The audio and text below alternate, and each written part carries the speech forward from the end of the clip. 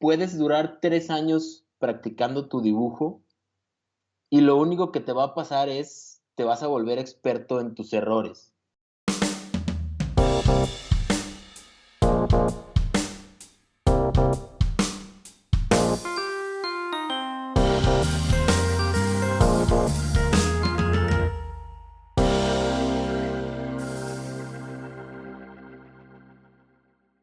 Hola amigos y amantes de la gráfica, bienvenidos al episodio número 19. Les habla su anfitrión Reinaldo Gil Zambrano, trayéndoles una nueva conversación en español con artistas del grabado que están haciendo algo más allá de lo esperado. Si no quieres perderte de nada, suscríbete ya en tu aplicación favorita donde bajas tus podcasts. Considera el apoyarnos por medio de nuestra página de Patreon. Así podemos continuar trayéndote este material gratuito cada semana. Te devolveremos el cariño con calcomanías, bolsas, un shoutout en nuestras redes sociales y nuestro eterno agradecimiento. Este y todos los días, demostrando que la gráfica está más viva que nunca. Si eres un fanático de los episodios, invítase a alguien al cual tiene curiosidad por la gráfica, o a un amigo que busca aprender y practicar su oído por el español. Sigue nuestra página web www.helloprintfriend.com para ver más detalles sobre cada uno de nuestros episodios. Hello Print Friend es traído a ustedes gracias a Speedball, que ha ofrecido un amplio rango de materiales de alta calidad para la práctica de la impresión desde 1997. Productos como Arden 1618, un papel de alta calidad y bajo costo, hecho en colaboración con una fábrica de papel cerca de la ciudad de Arnhem.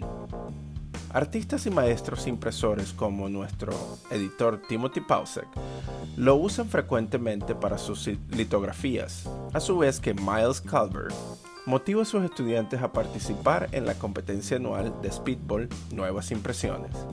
Así que, si estás buscando un papel económico que aguante cualquiera de tus ideas en tinta, visita speedballart.com para que sepas dónde puedes ubicarlo y empezar de una vez tu edición. En el programa de hoy estaré conversando con Roy Barba, artista plástico y grabador mexicano, mejor conocido por su excelente trabajo figurativo. Roy es un ejemplo de que el talento no es necesario para ser un buen artista y que, con curiosidad, exploración y trabajo, se puede aprender y alcanzar un alto nivel de dibujo.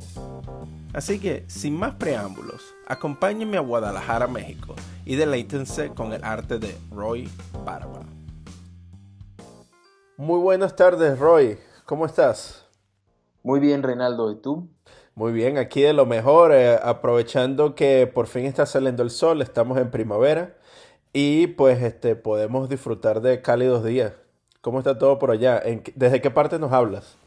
Yo estoy aquí en Guadalajara, Jalisco, México. Está empezando a hacer un poco de calor. Mayo es de los meses más difíciles acá porque todavía no empieza a llover y está muy seco y está muy caliente, pero ya esperamos que el próximo mes, en un par de semanas, ya empiece a llover para que refresque un poco. Qué bueno, me alegro mucho.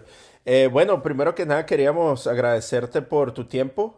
Somos grandes fanáticos de tu trabajo en las redes sociales y bueno, estamos sumamente emocionados en escuchar un poco más sobre tu práctica y sobre ti. Pero empecemos desde el principio. ¿Nos podrías contar quién eres y de dónde creciste? Sí, claro. Bueno, antes que nada, muchísimas gracias a ustedes por considerarme para este proyecto que se ve que es bastante grande, está creciendo y es importante entre la comunidad de grabadores que a veces uno pensaría que es muy pequeña, pero cuando encuentras pues proyectos como el de ustedes, te das cuenta que sí, que es bastante grande y está creciendo y eso me gusta y me emociona mucho. Pues les platico así muy rápido, yo soy de aquí de Guadalajara, de la ciudad, aquí nací, aquí crecí y mi familia también es de aquí, de esta región de Jalisco. Hay una zona que se llama Los Altos de Jalisco, que de ahí viene casi toda mi ascendencia. Y pues toda la vida he estado entre que vivo aquí y voy para allá porque ya viven mis abuelos y paso algún tiempo. hace un par de años me fui a vivir ahí. Es una zona rural donde pues hay mucha agricultura y ganadería, entonces sí, un tiempo me fui también a vivir allá a trabajar el grabado, pues, para estar un poco más aislado y más tranquilo. Ah, qué bueno. Entonces creciste en Guadalajara. Sí, Desde... ¿Nos podrías contar un poco sobre qué rol tuvo el arte en tu infancia? ¿Cómo fue esa infancia creciendo en esa zona? pues el arte en sí, bueno, hay muchas cosas, es difícil definir qué es arte, ¿no? Pero yo desde niño, igual que muchos niños, pues siempre me gustó dibujar y me gustó la pintura y me gustaba la plastilina y muchas cosas, ¿no? Pero pues bueno, yo tuve la suerte de que conforme fui creciendo, fui teniendo amigos que también estaban interesados en eso y quieras o no, cuando tienes una comunidad o un grupo que comparte ciertos gustos, pues se lo puedes alimentar y crecer más, ¿no? Entonces, pues sí, empezó siendo nada más, bueno, empezó y sigue siendo un gusto por dibujar más que nada. Y esa pasión que tenías hacia el dibujo, ¿qué crees tú que la fue nutriendo, además de las relaciones que tenías con tus amigos? ¿Tuviste alguna influencia en específico con respecto a alguna media? Que si novelas o que si novelas gráficas, cómics, cartoons. No, más que nada, yo creo que fue el internet, porque, bueno, yo soy del 90, ahorita tengo 31 años, y cuando yo estaba en la preparatoria, por ahí entre los 16, no, como entre los 15 y 18 años, fue cuando empezamos a tener un poco más de acceso a internet. Fue ahí por el 2005, 2006. Digo, yo sé que es mucho más viejo que eso, pero recursos como YouTube, páginas donde encontrar imágenes y así, justo con esa comunidad de amigos empezamos a buscar artistas y videos de artistas y blogs. Todavía no había redes sociales así tan fuertes como ahorita Instagram, estaba Facebook, pero no era como un medio tanto para artistas, según yo recuerdo. Entonces ahí fue cuando empecé a descubrir todas las posibilidades que existían de arte, ¿no? No solo lo que te encontrabas en los libros que podías encontrar acá en México, que eran pues de los artistas comunes, más normales, tan reconocidos como para que estuvieran en un libro, ¿no? Gente un poco más contemporánea y joven, con propuestas un poco diferentes. Entonces ahí como que a mí me emocionaba mucho ver estéticas o técnicas que yo nunca había visto y pues tenía esa aspiración de buscar algún día hacer algo parecido. ¿Cuáles fueron algunas de estas técnicas que te fascinaron desde pequeño? Es que sobre todo el dibujo en general, las técnicas donde existe un dibujo que se ve muy natural, pero al mismo tiempo es muy abstracta, muy abstracto, ¿no? Son pocas líneas, pocas sombras y al final hay una imagen que se ve natural y realista. Sí, bueno, y viendo tu trabajo en las redes sociales, se ve una gran afinidad hacia la figura humana y hacia el dibujo de observación. ¿Podrías conversarnos un poco sobre cómo llegaste desde ese momento que estabas entrando dentro del mundo del internet y de los libros hacia llegar a establecer ese vínculo con el dibujo hacia la figura humana, del cual ahorita está desarrollando bastante? Sobre todo, había un amigo en especial, Diego Freire, que cuando yo lo conocí tenía como 16 años, él llegó, fue mi compañero en la preparatoria y dibujaba súper bien. Yo nunca había visto a alguien que fuera capaz de dibujar así de bien como él lo hacía. Entonces, él casi todo lo que dibujaba era figura humana. Y más o menos él fue el que me fue enseñando a dibujar, porque yo siento que él tenía un talento muy natural para dibujar, pero no entendía mucho cómo hacer las cosas, solamente las hacía y le quedaban súper bien. Y yo la verdad era muy malo para dibujar, tardé yo creo casi 10 años en sentir que mi dibujo me gustaba. Entonces, empezando con él, buscando tutoriales en YouTube, buscando muchos libros, mucho sobre teoría de cómo dibujar, no tanto la práctica, porque sí me he dado cuenta que existe una teoría que te puede enseñar a dibujar y por más que no, que a lo mejor no tengas el mejor pulso ni nada, puedes aprender a observar y proyectar lo que estás observando. Algo que me pasó hace un par de años, me operaron de la mano izquierda y no podía, y yo soy zurdo, no podía dibujar. Entonces duré un par de meses dibujando con la mano derecha y aunque me costaba más trabajo, lo que hacía no era tan diferente a lo que hacía normalmente, porque pues en realidad todo ese proceso para aprender a dibujar es más sobre observación que sobre cómo utilizas la mano.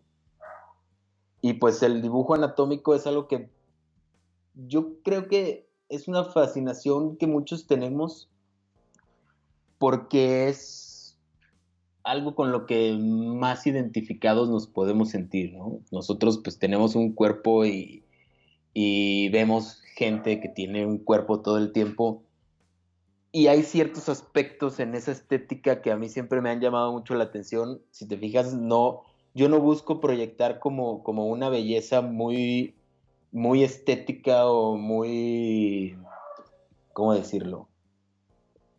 Muy fina, ¿no? A mí me gustan las bellezas más burdas, mm, con más defectos, con pues cosas que a lo mejor mucha gente podría considerar feas, pero es solo mi percepción de la belleza. Es interesante que mencionas que el proceso y tu travesía dentro del dibujo te ha llevado a más de 10 años de práctica, estudiando la teoría y estudiando la figura humana como una referencia, a un material de referencia para desarrollar el trabajo que utilizas hasta ahora.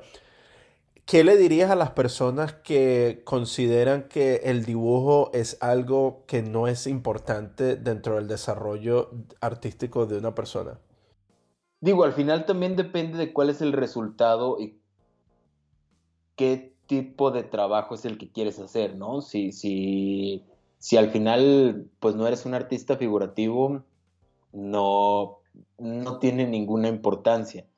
Pero si tu intención es ser figurativo, yo creo que el dibujo para mí es lo más importante. Yo muchas veces digo que lo único que sé hacer es dibujar.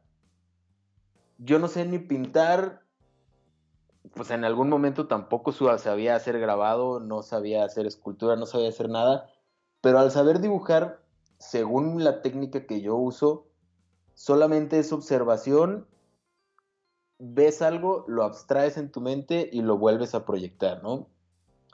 Entonces, eso es pues lo único que se necesita. Puedes hacer una pintura que a lo mejor tu técnica no es la mejor, no está súper bien los difuminados o cualquier cosa. Si el dibujo está bien hecho y bien estructurado, ni siquiera bien proporcionado, armónico, pues tu pintura se va a ver bien. Tú puedes ver a lo mejor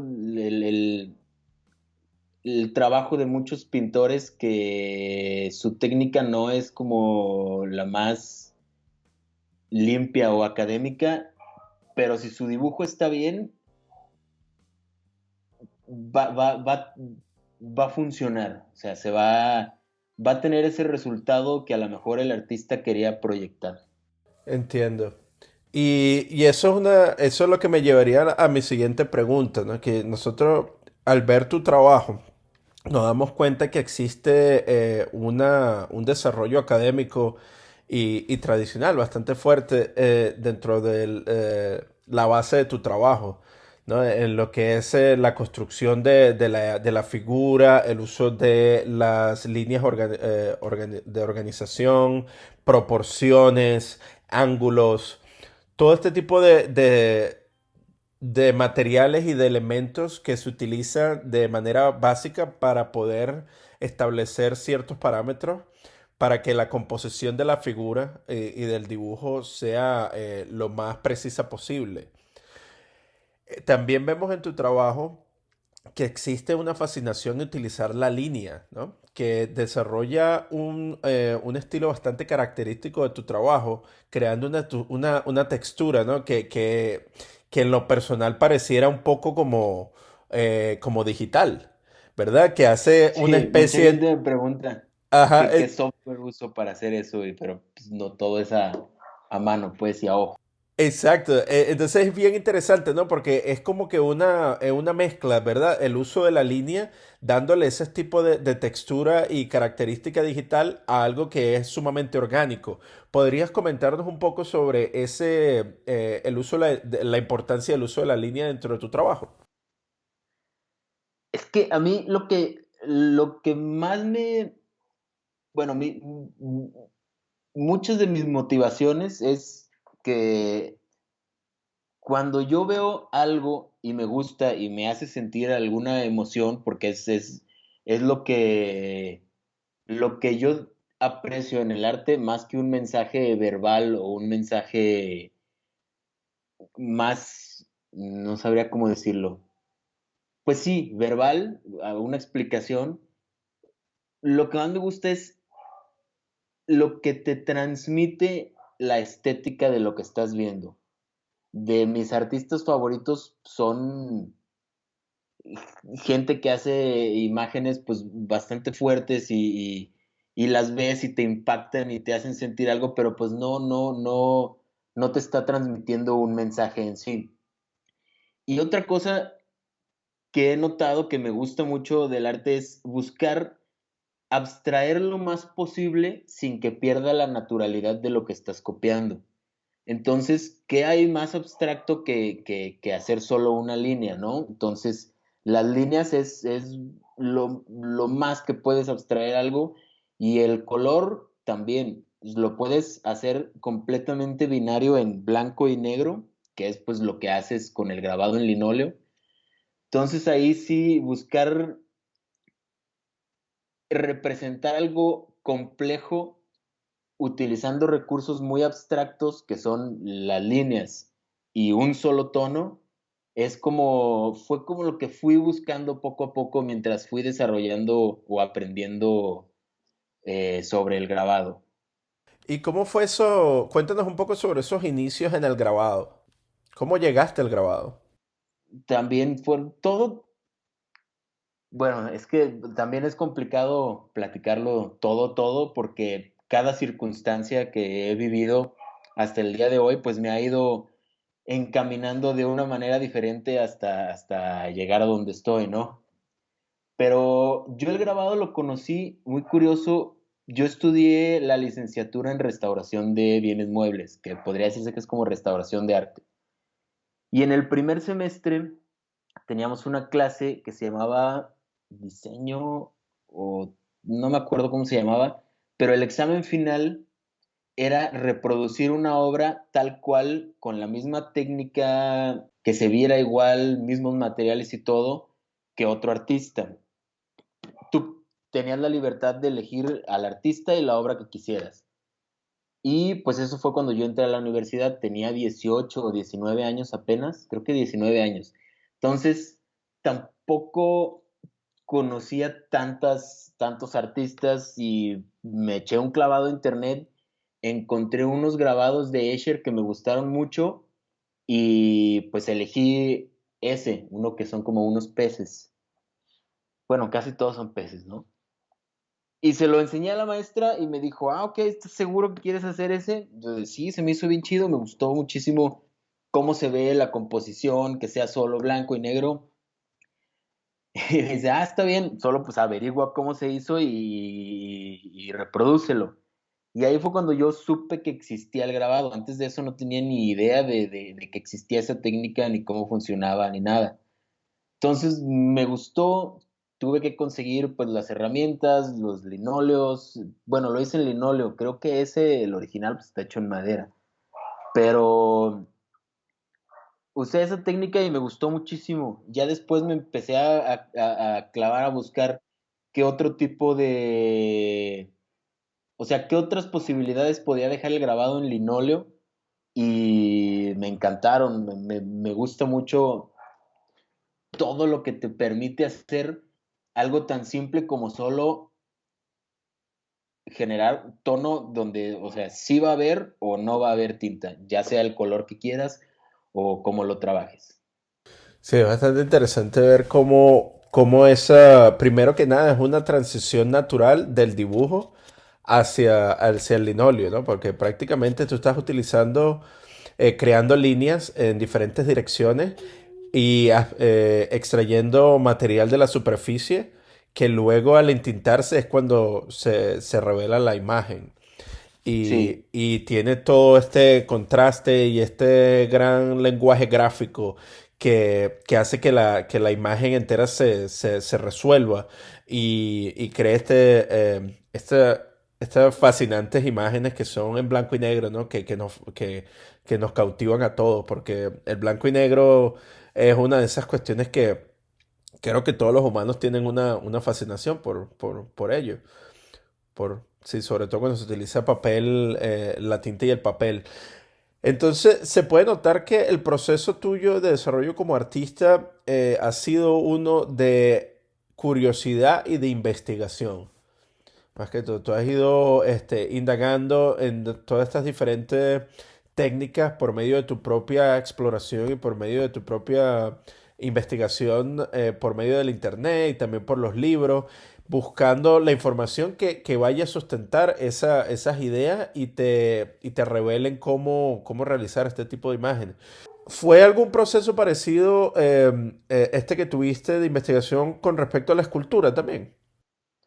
sí, pues en general la carrera de restauración es muy interesante, dura 5 años, es una carga de materias grandísimas, son muchísimas materias las que llevas por semestre. Entonces, el primer semestre es generalmente mucha ciencia y teoría. El segundo semestre estudias cerámica, entonces durante el semestre de cerámica aprendes de historia, aprendes de técnicas, aprendes de materiales, aprendes de restauración. Entonces te tienes que aprender lo más posible sobre esa técnica o sobre ese material más bien. Y justo en el semestre donde estudié cerámica, pues visitamos los talleres de muchos ceramistas y me encantó. Eso fue pues muchísimo antes de que empezara a trabajar grabado formalmente. Yo en un inicio lo que quería hacer era, o lo que quiero ser todavía, tengo tiempo, era ser escultor más que ser grabador. Pues las cosas me fueron trayendo a hacer cada vez más el grabado, pero bueno, sí, sí, la escultura, en general, todo lo que sé hacer de arte ha sido muy autodidacta, viendo tutoriales, libros u observando a otros artistas e intentando copiar o hacer lo que ellos hacían. Entonces, pues sí, empecé con la cerámica, empecé haciendo jarritos, platitos y luego lo transformé a escultura y luego la escultura ya me empezó a mover un poco más hacia la anatomía, porque la escultura que más me gusta es la de figura anatómica. Entonces ahí sí, pues mi incursión en la anatomía en realidad fue desde la escultura.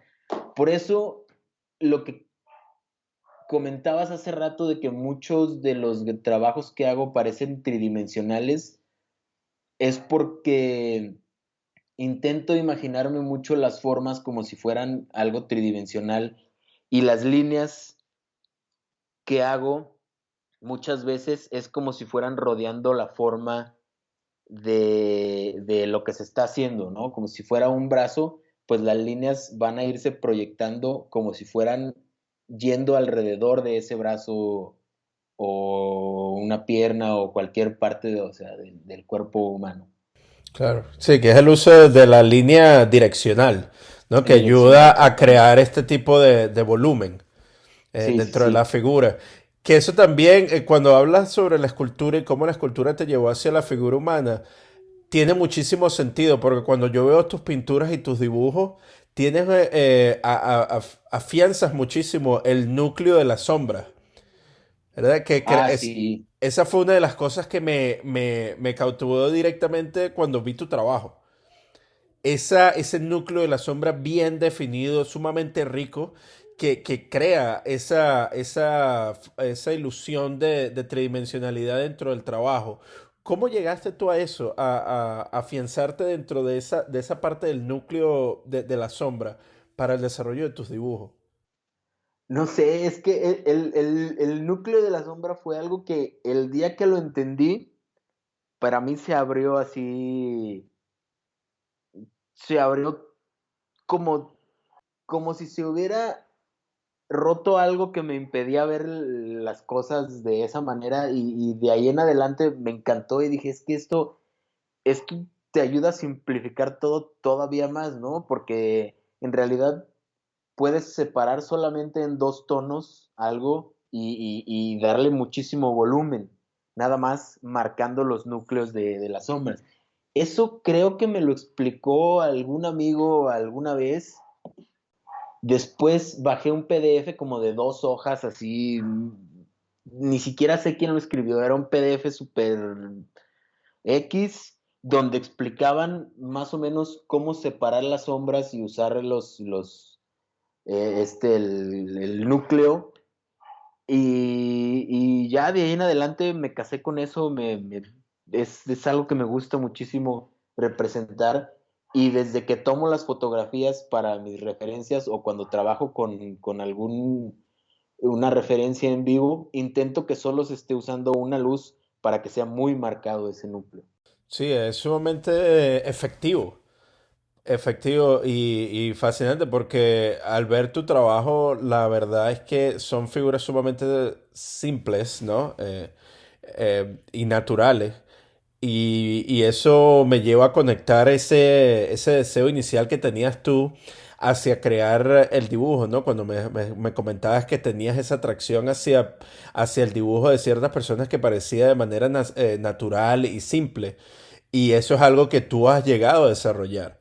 Porque eso es una de las cosas que yo he utilizado mucho de tus trabajos como ejemplos dentro de mi propia clase, ¿verdad? Ah, gracias. Cuando estamos hablando sobre la línea y la simplificación de la imagen para llevarla en 3D, porque el uso que tú tienes y el entendimiento que tú tienes sobre la sombra es impresionante. Y me gustaría saber, o nos podías comentar a todos, si en algún momento, si puedes recordar sobre alguno de estos libros que has encontrado o alguno de estos artistas que han marcado eso, sería genial saberlo, ¿no? Porque eso es una de esas cosas que una vez que se entiende, eleva el trabajo a un nivel extraordinario. De verdad que sí. Sí, sí, es muy curioso, mucha gente no me lo cree, pero yo les sé, o sea, hay veces que puedes durar 3 años practicando tu dibujo y lo único que te va a pasar es, te vas a volver experto en tus errores. Eso de que la práctica hace al maestro, para mí no estoy tan seguro de qué tan cierto es.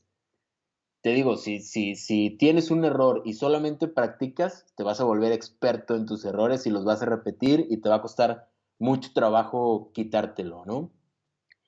Siempre tienes que acompañar la práctica de algo de teoría y de ser muy consciente en lo que estás haciendo. Si leíste algo y lo entendiste y te gustó, o si observaste algo, porque no solo son libros, sino si era ir en museos y cada que algo me gustaba, intentaba entender qué era lo que me hacía que me gustara de ese trabajo. Y lo observas muchísimo, intentas hacerlo muy consciente hasta que dices, ah, lo que me gusta de esta persona es que solamente está usando líneas horizontales y está haciendo el grosor variable y al final queda este resultado, ¿no? Pero bueno, volviendo a los libros que yo siento que a mí me hicieron cambiar muchísimo, fue el primero de todos, bueno, no fue el primero que leí, pero el más relevante es el de Betty Edwards, de aprender a dibujar con el lado derecho del cerebro. No sé si lo conozcan. No, no lo había escuchado. Ese libro siento que es en realidad las bases de lo que, de mi forma de dibujar, porque trata sobre aprender a dibujar lo que estás viendo y no lo que crees que es. Solamente estás dibujando formas. Cuando tú dibujas una mano, en tu cerebro ya está muy plasmado el cómo es una mano. Y si no conoces así cada variante que puede tener la posición o el ángulo de la mano, tus manos siempre se van a ver iguales. Y bueno, algo que pasa mucho es con las narices. Cuando la gente dibuja una nariz, ves que muchos repiten siempre la misma técnica de la nariz, ¿no? Que parecen como dos paréntesis con las cavidades de la nariz y algo en medio y la sombra. Ujú. Y este libro te enseña a que no estés intentando o buscando ver una nariz. Busca ver las sombras y las formas que tienen esas sombras y esas luces. Entonces, tienes que aprender a ver solamente líneas, formas y tonos. No estar viendo una nariz, una mano o una cara. Y bueno, digo, esa es la técnica que me funciona a mí porque yo trabajo con referencias. Eso no le va a servir a alguien que intenta dibujar a lo mejor un cómic o un manga de imaginación. Pero bueno, yo hablo de la parte que yo conozco y he experimentado. Claro, pero al mismo tiempo las personas que trabajan el cómic se sienten inspiradas del mundo natural, ¿no? De la realidad que los rodea. Entonces, teniendo este entendimiento hacia cómo funciona el valor, la interacción de Ujú. los objetos con respecto a la luz, entender las sombras, entender el volumen, todo eso es algo que queda, que puede ser utilizado luego cuando se crean los cómics, ¿verdad? Porque si Sí, quieres intensificar algún momento, hacer algo mucho más dramático, hacer algo en escala, hacer algo en perspectiva, todo eso va a tener una referencia que viene del dibujo de observación, ¿verdad? Entonces, sí, sí, yo creo que todavía existe una relevancia ahí hacia el trabajo de observación, incluso cuando se hace de manera, desde la mente, ¿no? De manera mental y sin referencia directa hacia donde lo que tú estás dibujando, ¿no? sí, claro. Sí, digo, al final no puedes crear algo que nunca, bueno, no puedes dibujar algo que nunca hayas visto. Si nunca en tu vida has visto una mano, pues obviamente nunca la vas a poder dibujar, ¿no? Todo lo que tienes y proyectas viene de la observación y por más que muchas veces creamos que inventamos o hicimos algo nuevo, todo está conformado de muchas cosas que ya observaste antes. No, y mencionas algo bastante importante, que es, primero que nada, la frase, ¿no? La práctica no hace el maestro. Que eso, me imagino que eso creará un poco de conflicto, ¿no? En las personas que nos están escuchando. Pero podrías ir un poco más allá hacia eso. Si uno está trabajando en una pieza y uno, porque eso es lo que uno escucha, ¿no? En Ujú. inglés se le dice el grinding, como que tú tienes que estar ahí metiéndole las horas y el trabajo para que el proceso sea mejor.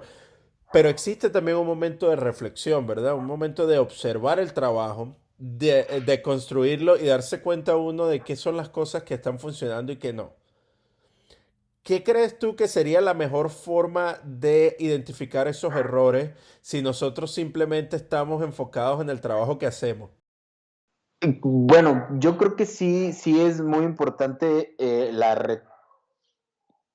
a lo mejor no que retroalimentarte con alguien más, lo podrías hacer tú solo, pero sí buscar mucho comparar o inspirarte en otras cosas.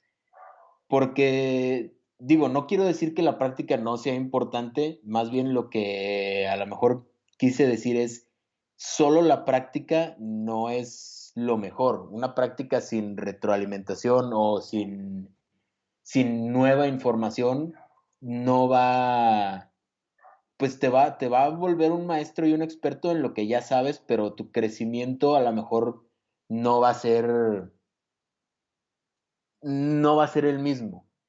Y otra de las cosas que a mí me sirve y que siento que la mayoría de la gente que es autodidacta es, tenemos que buscar copiar de otros lugares. Copiar a lo mejor del cine, de otros artistas, de otros dibujantes. Buscar, si tus manos no te gustan o cómo dibujan las manos, busca a un artista que sí te guste cómo las dibuja. Entiende qué es lo que hace ese artista. Intenta dibujar unas manos utilizando la técnica que él pudo haber utilizado hasta que encuentres cómo y lo logres no reproducir tal cual, pero sí logres alimentarte de lo suyo, ¿no? Ujú. Y es lo que dicen también por ahí, si tú, el que va y le copia a una persona es un imitador, pero el que va y le copia a 100 es un genio, porque pues eso pasa mucho en el cine, ¿no? Una referencia es Tarantino. Tarantino se considera que es un director muy revolucionario, muy original y todo, pero al final es bien sabido que cada cuadro y cada toma y cada parte de sus películas son una referencia muy marcada a otras películas que a él le gustan. Y él cómo aprendió a hacer cine viendo muchas películas, copiando lo que más le gusta de cada película y al final haciendo sus películas con un collage de todo lo que ha visto y lo que ha aprendido y lo que a él le ha emocionado y lo ha hecho querer estar en el cine. A mí me pasa, mis referencias, pues a lo mejor son muy claras, ¿no? Bueno, si conoces lo que yo conozco, te darías cuenta que es bastante claro. En el grabado, mucho es Durero y Doré, aunque ellos son Ujú. otra técnica. Busco su uso de la línea para, no, incluso los billetes. A mí los billetes es algo que me encanta cómo hacen retratos utilizando solo líneas y eso fue algo de las primeras cosas que intenté hacer cuando empecé a hacer grabado. Entonces, ahí yo lo que copié fue el uso de líneas intercaladas para formar tonos y de ahí saqué una cosa que copié. Luego, otra parte de mi dibujo, me gusta mucho Saturnino Herrán, que es un artista mexicano. Y también cuando ves el trabajo de Saturnino Herrán y ves mis grabados, te puedes dar cuenta que mucha de mi inspiración viene de ahí. ¿Qué más? Steve Houston es otro de los artistas de los que yo tomé mucho el uso del núcleo de la sombra también. Y si ves las luces que utiliza él, son muy parecidas a las que utilizo yo. Entonces, todo lo que he ido aprendiendo a lo largo de los años no solo ha sido práctica, volviendo a donde empezamos, sino ha sido ir buscando y alimentándome de otras cosas que a mí me gustan y quiero llegar a reproducir. Y eso es importante lo que estás mencionando, esa búsqueda de lo que te fascina y lo que te gusta, y tratar de entender por qué te gusta, y luego que tú intentas copiarlo o reproducirlo con la misma técnica, te das cuenta que vas agregando más herramientas hacia tu propia caja de herramientas, ¿no? De tu propio estilo, de tu propio lenguaje técnico y lenguaje visual. En el caso de los estudiantes, a veces yo siento que existe como que una especie de falta de eso, ¿no? Como que buscan más que todo que el instructor les diga exactamente cómo hacer las cosas y no existe muchas veces esa búsqueda o esa hambre para identificar las cosas que a ellos les gusta y buscar entenderlas y tratar de reproducirlas mucho más luego. Porque también he visto en tu trabajo y en tus redes sociales, tú ofreces talleres de dibujo. ¿Eso es correcto? Lo he hecho un par de veces, no siempre. Me gusta mucho dar talleres y dar clases, pero siento que si lo hago muy seguido, a lo mejor voy a perder ese gusto por hacerlo. Ah, ok. Entonces, bueno, tenía casi 2 o 3 años que no daba un taller y hace poco di uno de grabado, que siempre había querido dar un taller de grabado y nunca lo había hecho. Y estoy a punto de dar uno de dibujo anatómico, que en realidad, según lo que voy a enseñar, es dibujo en general, pero pues nos vamos a enfocar mucho en practicar la anatomía. Ah, qué Pero bien. sí, me gusta, lo hago por gusto, pero no lo hago muy seguido. Ah, ok. Entonces, me gustaría saber si nos podía comentar un poco cuáles son algunas de los puntos más importantes que tú consideras que utilizas en tu pedagogía que ayudan y motivan a estos nuevos estudiantes a seguir buscando, a seguir explorando el dibujo. Mucho es mi experiencia personal, que yo sé de primera mano que el dibujo es algo que sí se puede aprender y no tienes que nacer con el talento para saber dibujar. Porque yo conozco cómo dibujaba y conozco cómo me sentía cuando dibujaba y no me gustaba lo que hacía. Y viví ese proceso de estudiar hasta aprender. Entonces, lo que yo utilizo en mis talleres es hacer un resumen de las cosas más importantes que yo he aprendido y de las cosas que más siento que hicieron un cambio pues en el resultado de mi trabajo e irlo enseñando de la forma más fácil que se pueda. Porque bueno, a lo mejor ya te has dado cuenta que yo intento que todo sea lo más simplificado posible, ¿no? Ujú. Incluso, pues yo y mi forma de vivir es así, intento no estar muy saturado de cosas, ni nada, tener solo lo más esencial. Entonces, pues sí, al final es eso, querer enseñar muy simple, lo más básico y que se intenten quitar esos prejuicios de que, pues si yo no nací con talento para dibujar, no puedo dibujar, que sepan que hay un proceso y sí existe un camino que puedas llevar. Creo que repetí lo mismo muchas veces. No, claro, que existe una oportunidad para entender el arte, ¿no? Y entender el dibujo, que se puede aprender de una manera práctica y de una manera como se puede aprender cualquier otro tipo de cosas, como la gente aprende a cocinar, como aprenden a construir o a diseñar cuestiones que Sí, es un claro. proceso que la sociedad de alguna manera ha creado esa especie de idea de que solo la persona con talento puede dibujar, cuando en realidad no, existen todo este tipo de técnicas, todo este tipo de procesos, de ejercicios que se pueden aplicar para que una persona también pueda desarrollar ese vínculo entre los ojos y sus manos para poder observar y replicar ese tipo de imágenes que ellos observan dentro de un formato de 2 dimensiones como lo es el papel. Y ahorita que estaba viendo, porque nos comentaste sobre Steve Houston, Sí. uno de tus artistas favoritos, ¿no? Y claro, cuando veo las imágenes, veo tu trabajo, veo la influencia, ¿no? ¿Estás familiarizado con el artista colombiano Luis Caballero? A ver, déjame buscarlo. Es que muchas veces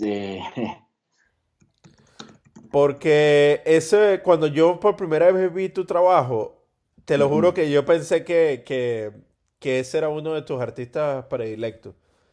Luis Caballero utiliza la línea también bastante, de manera bastante fuerte, expresiva, y su trabajo es exquisito, o sea, en cuestiones de dibujo, ¿no? Sobre todo en la cuestión del dibujo anatómico y crea todo este trabajo que es sumamente violento y gráfico y también dramático. ¿Tuviste una Sí, oportunidad de no, verlo? no lo conocía,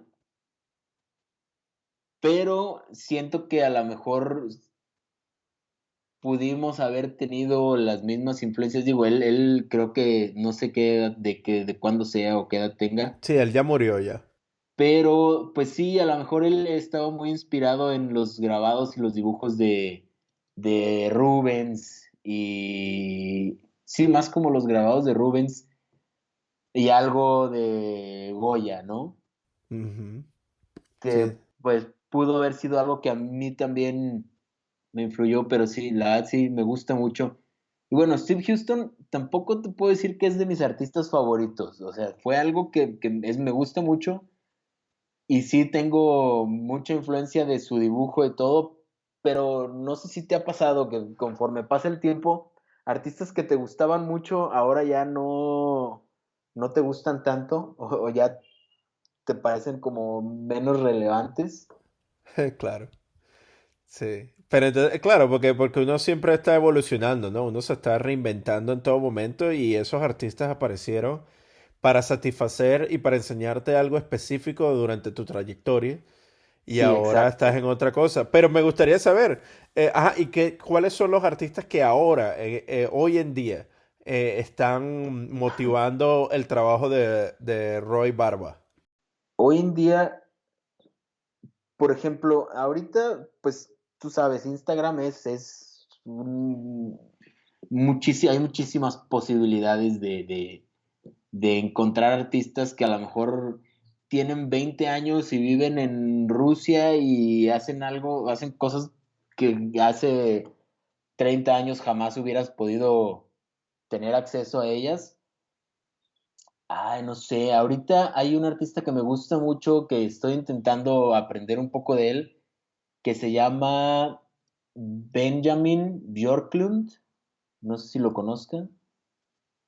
Me gusta Él trabaja más que mucho todo con el color, ¿no?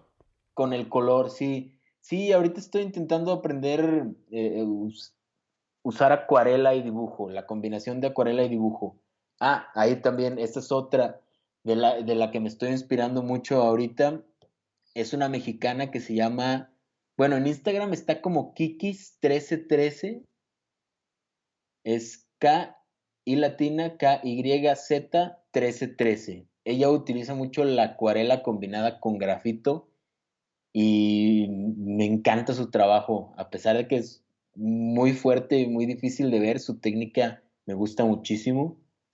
Grabado, grabado ahorita no tanto, pero no sé, es que a lo mejor siento que va a haber muchos que no te voy a decir porque No, se me van tranquilo. a pasar. Claro. Ahorita estoy diciendo nada más como los que me están saliendo a la mente rápido. Pero eso es sumamente importante, ¿no? Porque alguien que estaba buscando en libros, que buscaba videos, ¿no? De manera para hacer tu propia educación, ¿no? En este sentido, ahora utiliza las redes sociales como una forma de conseguir también inspiración y referencia. Que en muchos casos, ¿no? Yo lo he escuchado mucho aquí, que los estudiantes, en vez de sentirse inspirados por ese trabajo, lo que les hace es que los pone en una situación de ansiedad porque lo que hacen es compararse con estos artistas que son sumamente buenos y luego eso les impide a ellos seguir buscando mejorar en su trabajo. ¿Qué tipo de mentalidad tú llevas hacia las redes sociales que te impide a ti hacer esa comparación y te ayuda a inspirarte en vez de reprimirte en ese caso? Ah, no sé, porque creo que todos los que usamos redes sociales sufrimos de ese fenómeno, ¿no? De que las redes sociales suelen ser muy aspiracionales Y a lo mejor si no es tu intención ser artista y tú quieres ser chef y tener un restaurante, seguir restaurantes en redes sociales o te puede inspirar o te puede frustrar, ¿no? Si eres una persona más ordinaria que no tiene aspiraciones de ese tipo, pero sigues redes sociales, a lo mejor el físico de otras personas te va a frustrar y te va a hacer sentirte mal con tu físico o con el dinero que tiene alguien más y tú no. No sé, siento que todos podemos caer en eso y a mí honestamente me ha pasado, pero más en cuestión de que sigo otros artistas y veo y digo, es que esta persona expone una vez al mes en 3 países diferentes y ya lo invitaron a una revista y ya lo invitaron a este otro lugar y ya le patrocinaron un proyecto y ya puso una escultura, o sea, como que no tanto el resultado del trabajo, sino la trayectoria de los artistas, a mí a veces sí pues me genera cierta, ¿cómo decirlo? Pues sí, inseguridad, ¿no? Y creo que es lo que le pasa a mucha gente, repito. Pero, pues, intentar entender si seguir a ciertas cosas te inspira o te causa frustración y pues dejar de seguir lo que no te está alimentando, ¿no? Si hay un artista que sí te alimenta su forma de trabajar y la estética y sientes que puedes tomar algo bueno de él, pues seguirlo y estar al tanto de lo que hace. Si hay otra persona que a lo mejor dices, ah, es que yo dibujo mejor que él, pero a él le va mejor que a mí, o cada que sube algo nada más te está causando algo que no es positivo, pues sí, dejar de seguirlo, ¿no? Mire, y también, Roy, te quería preguntar con respecto a tu proceso del grabado y Sí. sobre los rituales, ¿no? Una de las cosas que ha sido fascinante en escuchar todos estos diferentes artistas que hemos tenido la oportunidad de conversar con ellos sobre sus rituales y sobre su proceso del trabajo. ¿Cuál sería podrías describirnos un poco sobre tu forma y tu proceso para realizar un linóleo? ¿Qué tipo de rituales tú utilizas para el proceso y el desarrollo de tu obra gráfica? Pues en general o sea, te digo como todo el proceso o si hay ciertas peculiaridades o manías que tengo al hacerlo. Sí, bueno, esas peculiaridades sería interesante escucharlas, sí. Si no, No si quisieras sé, preguntar. bueno, sí, no, la verdad, honestamente yo siento que soy una persona muy normal y ordinaria, tampoco a veces mucha gente se puede desilusionar de ver que no soy así un artista medio extraño y una persona acá rara y extravagante o excéntrico ni nada. Solamente, pues cuando trabajo, primero tomo mis fotos de referencia o busco las fotos dependiendo de qué es lo que esté trabajando. Elijo las fotos, corto mis linóleos en la medida que voy a utilizar. Sí necesito que mi espacio de trabajo esté completamente limpio y despejado. Yo no soy, no entiendo a la gente que puede trabajar teniendo cerros de herramientas que no usa, todo sucio, un relajo, no sé, mi taller, cuando entras y ves donde trabajo, a lo mejor ni siquiera te imaginarías que hay un artista que trabaja aquí, que tengo mi escritorio completamente limpio, con mi pantalla de la computadora y nada más. Toda la herramienta que no estoy usando tiene que estar guardada. En general tengo poca herramienta. Intenté deshacerme hace un par de años de todo lo que no utilizaba. Entonces solamente tengo lo esencial y lo que de verdad uso. Y si hay algún proceso que se puede hacer con una herramienta en lugar de usar 3 o 4, me quedo con una para usarlo nada más para usar esa nada más. Entonces solo saco la herramienta que voy a utilizar y mi linóleo. pues a la hora de trabajar, dependiendo del proceso, si estoy dibujando, me pongo a escuchar o música o algún podcast. Y si ya estoy haciendo algo más como escarbar, cuando ya está todo planeado, incluso hay veces que puedo poner una serie o una película y estar ahí 6, 7 horas sentado trabajando.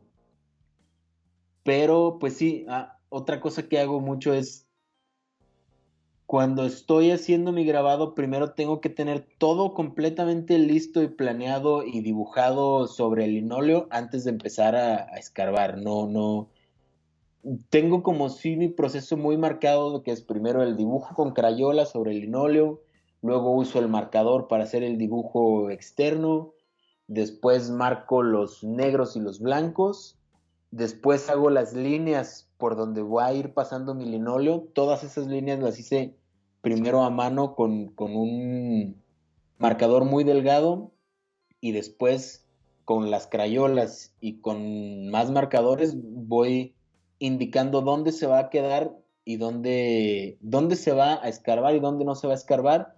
Y así sigo hasta que ya está casi el linóleo dibujado sobre, bueno, el trabajo dibujado sobre el linóleo, no empiezo a escarbar. Ujú. Y pues a la hora de imprimir también pongo mis mesas con el flujo de trabajo en el orden que voy a ir haciendo todo, limpio todo antes de trabajar, solamente tengo lo esencial para imprimir y así me aviento el trabajo. Muchas veces lo hago solo, otras veces me ayuda mi esposa a imprimir, yo soy el que entinto y ella moja el papel y entonces yo tengo las manos sucias y ella es la que tiene las manos limpias y así hacemos el trabajo más rápido. Ah, qué bueno. Entonces existe una especie de colaboración ahí también. Pero es interesante ver cómo la idea que tú tienes sobre lo minimalista, ¿no? Sobre lo esencial, utilizar solamente lo esencial en tu práctica del dibujo es también presente dentro de tu espacio al momento de que estás trabajando en un proyecto creativo. Y durante este proceso de dibujo, en donde estás haciendo tu trabajo, escarbando, tallando, ¿cuál es tu bebida de preferencia cuando estás trabajando? Bueno, yo me levanto muy temprano.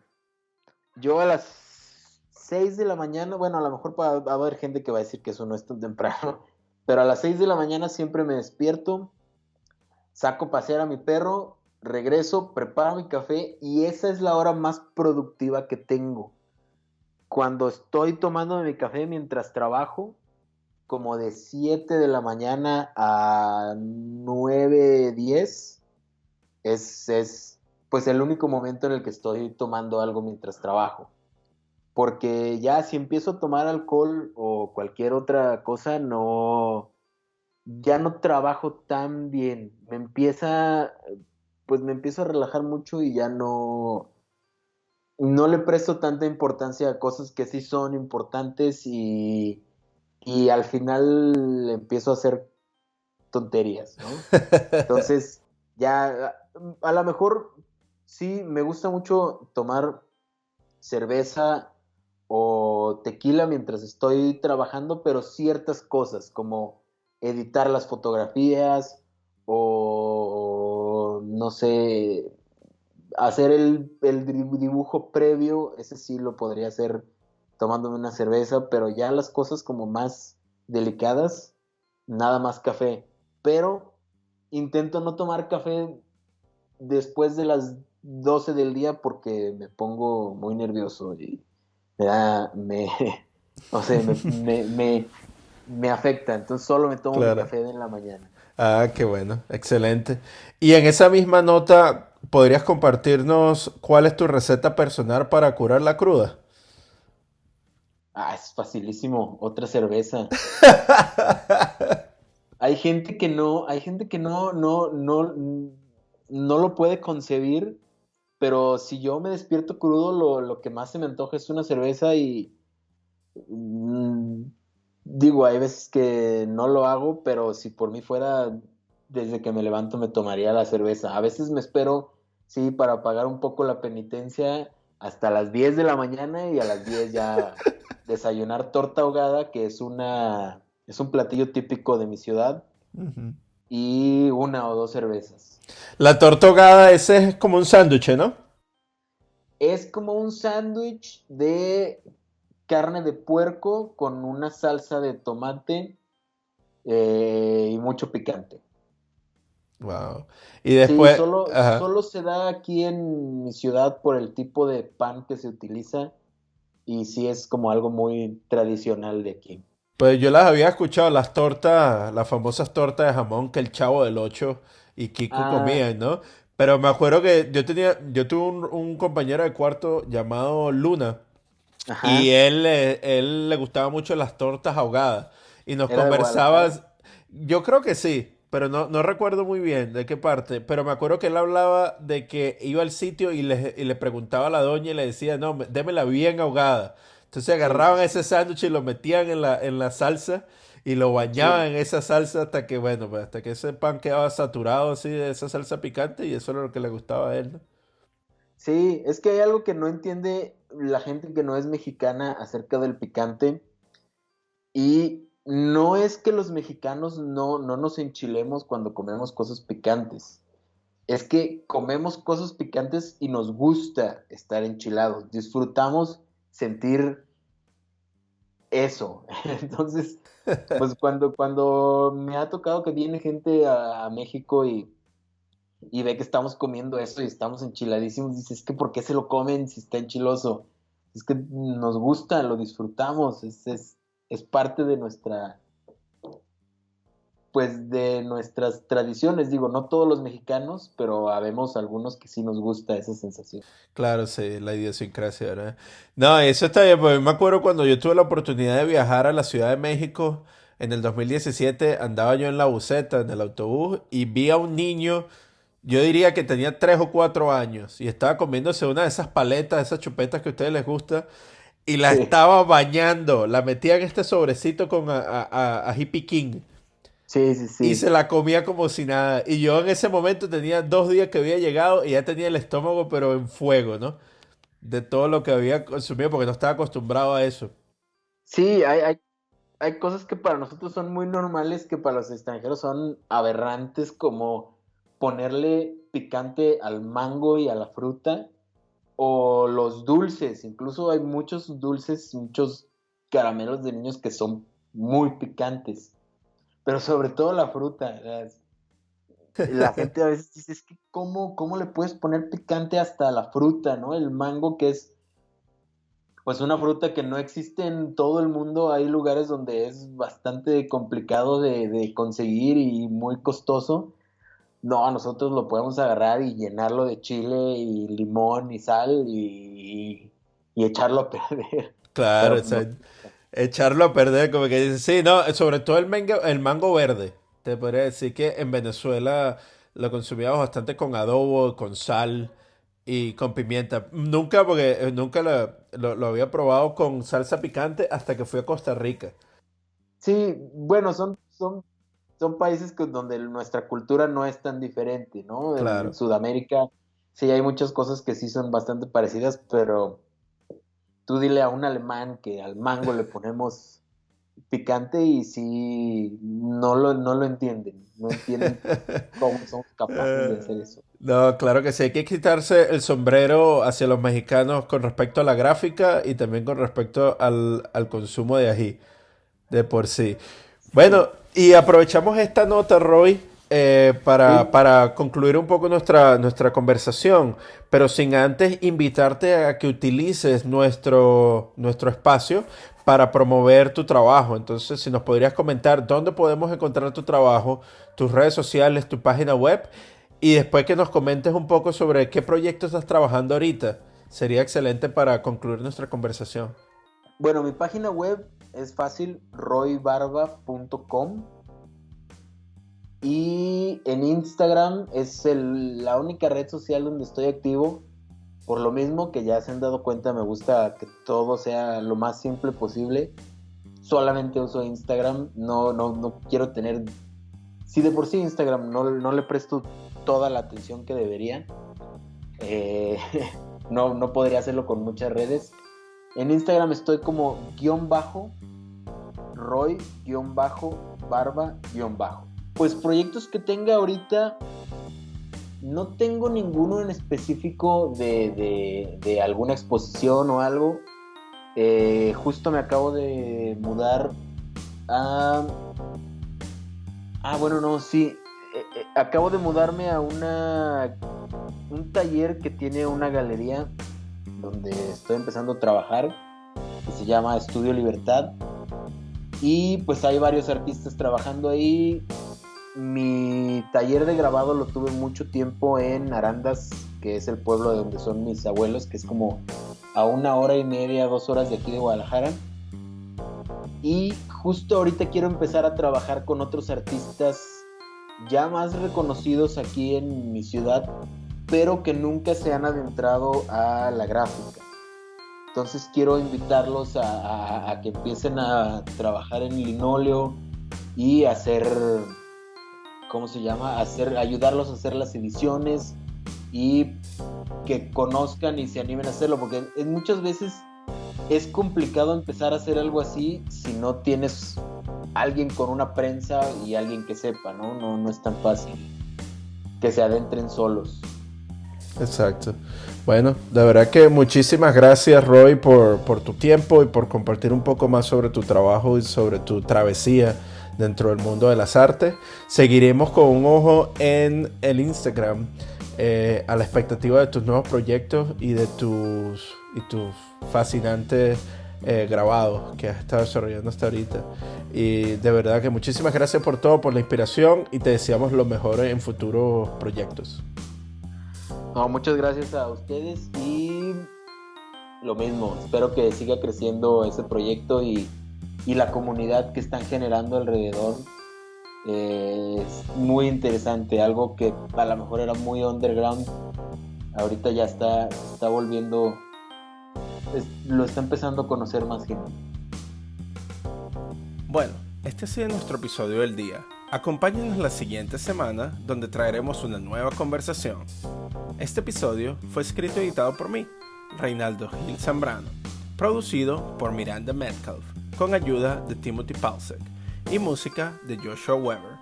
Mil gracias y hasta la próxima.